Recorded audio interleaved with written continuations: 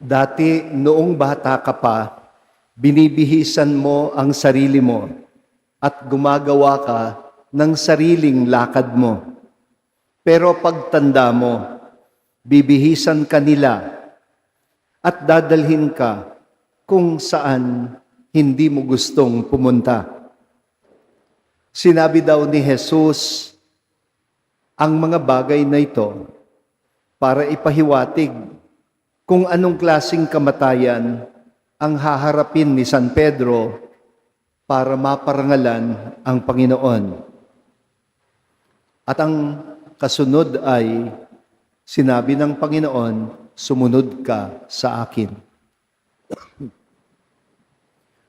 Para sa akin, ang katumbas ng sinabi niyang sumunod ka sa akin ay tumulad ka sa akin. Tumulad nga naman si San Pedro.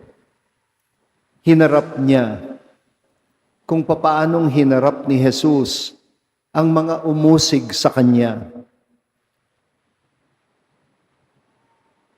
Alam natin, isinakdal ang Panginoon at ipinako siya sa krus.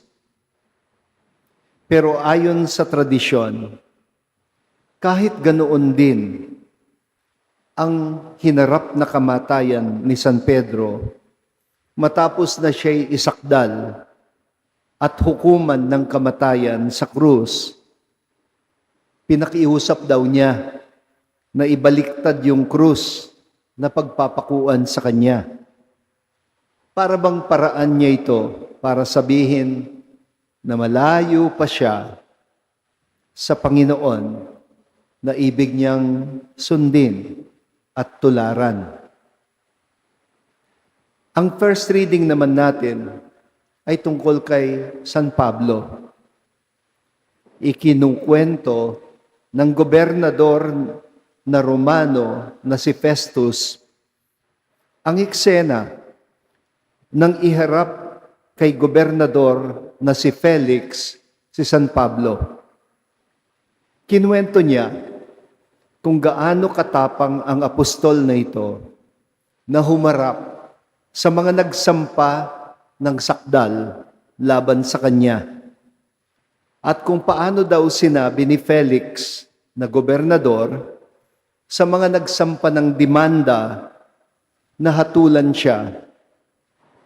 Ang sabi ng gobernador, hindi namin ugali kaming mga Romano na parusahan ng kahit na sinong nasasakdal nang hindi humaharap sa mga nag-aakusa sa kanya at hindi pa nabibigyan ng pagkakataon na masagot ang mga akusasyon laban sa kanya.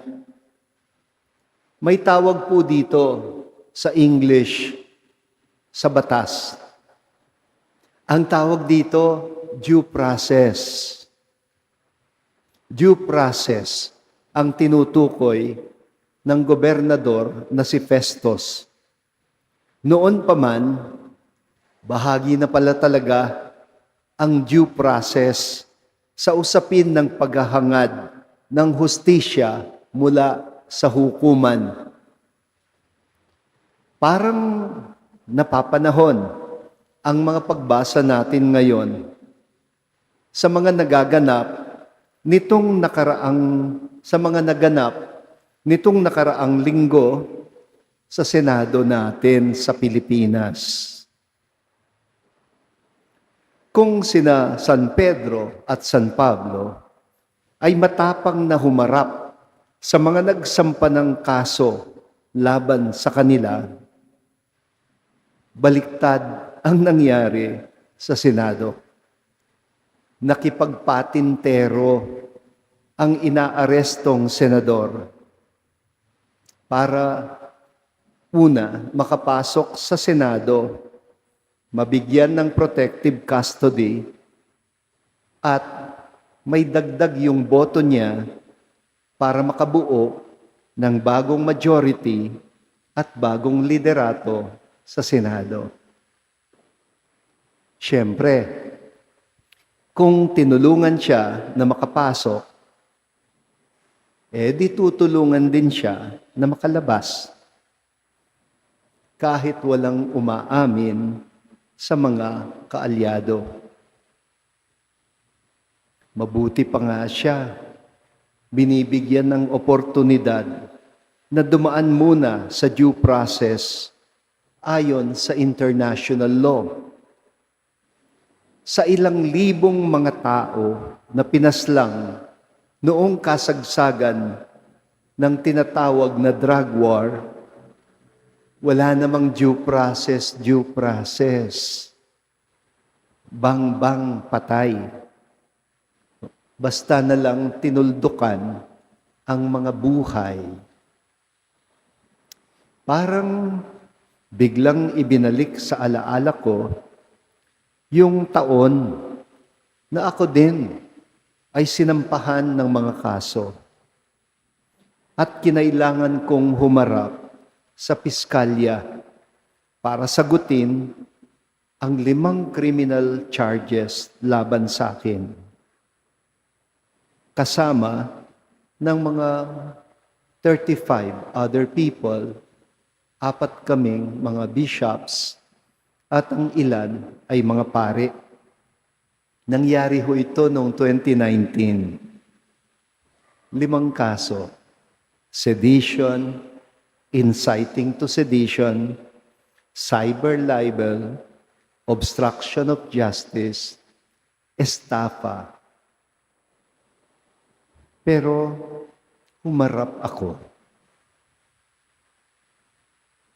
Salamat na lang sa Diyos at na-dismiss naman kaagad ng piskalya ang nasabing mga kaso bago pa umakyat ang mga ito sa korte dahil obvious naman na mga kasong gawa-gawa.